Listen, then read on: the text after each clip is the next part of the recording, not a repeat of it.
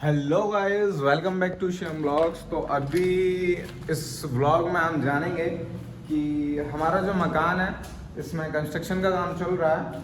मतलब कि हम अपना जो मकान है इसमें कंस्ट्रक्शन का काम चल रहा है, तो अभी कितना काम बाकी है और लगभग कितना पैसा और खर्च हो जाएगा, इस चीज़ की हम जो है इस वीडियो में कैलकुलेशन करेंगे, गणना करेंगे कि क्या क्या काम बाकी है और क्या क्या काम कितनी मतलब पैसा और खर्च हो जाएगा हमारा।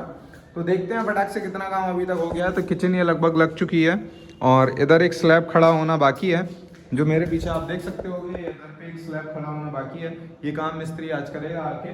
तो अभी फ्लोरिंग का काम चल रहा है। बेसिकली हमारे जो फ्लोर है उस पर, ये सेकंड फ्लोर की छत है, इस पर ये काम चल रहा है। ये जो मास्टर बेडरूम है एक सामने, इसमें फ्लोरिंग का काम हो गया।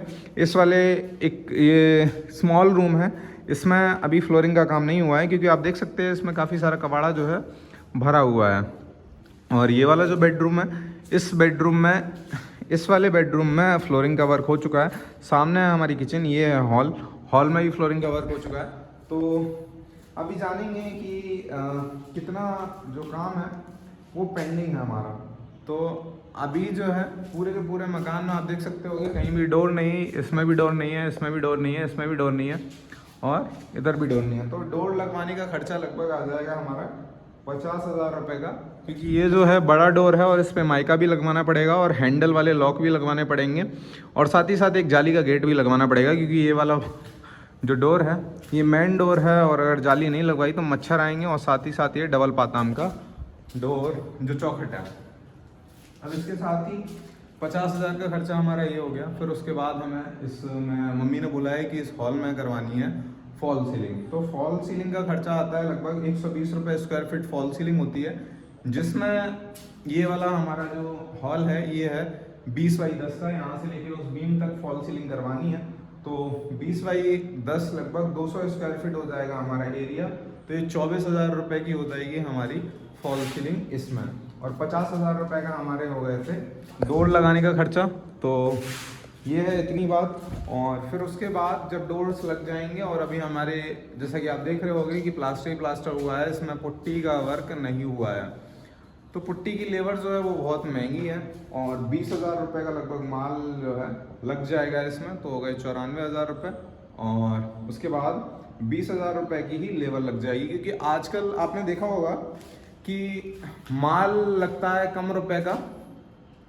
जैसे कि माल हमारा लगा 10 रुपये का, तो लेबर हमारी लग जाएगी 15 या 17 रुपये की, क्योंकि महंगाई इतनी हो चुकी है।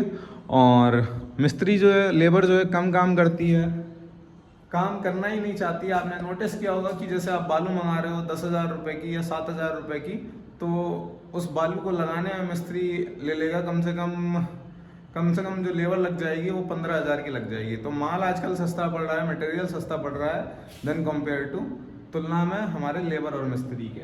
तो ये हो गया हमारे 1,14,000 रुपये। उसके बाद इसमें आप देख सकते होगे कि कहीं भी वायरिंग नहीं हुई है। तो वायरिंग जो है बहुत महंगी हो गई है। मतलब कि जो वायर है ना कॉपर का, वो बहुत ही महंगा हो गया। और सस्ता वायर अगर आप डलवा लो तो मेरा ये मानना है कि 2-3 चीज़ें हैं जो मकान में अच्छी करनी चाहिए। क्या आपका भी यही पॉइंट ऑफ व्यू है? जो सीमेंट है उसको अच्छा लगाना चाहिए और उसी के साथ ही सरिया अच्छी लगानी चाहिए, और हमें साथ ही साथ में वायर्स अच्छे लगाने चाहिए, क्योंकि बिल्डिंग की मजबूती जो हो गई वो सीमेंट और सरिया पे डिपेंड करती है।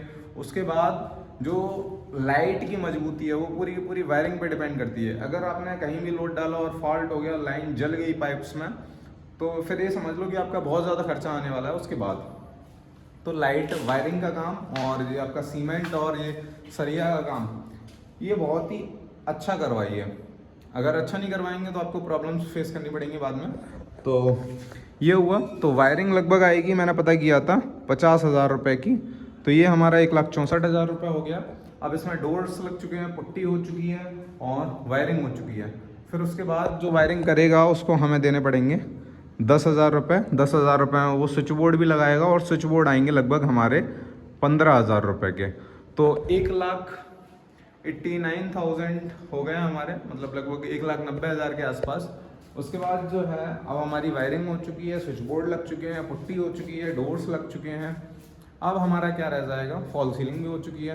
अब आप बताइए, इसमें फैंस भी लगवाने हैं अभी हमको, तो BLDC के फैंस लगवाने की मैं सोच रहा हूँ कि ये नॉर्मल फ़ैन आप 1000 रुपये का लगोगे, BLDC फ़ैन आपका 2 से 2500 रुपये में आ जाता है, लेकिन वो इलेक्ट्रिसिटी सेव करता है काफ़ी ज़्यादा।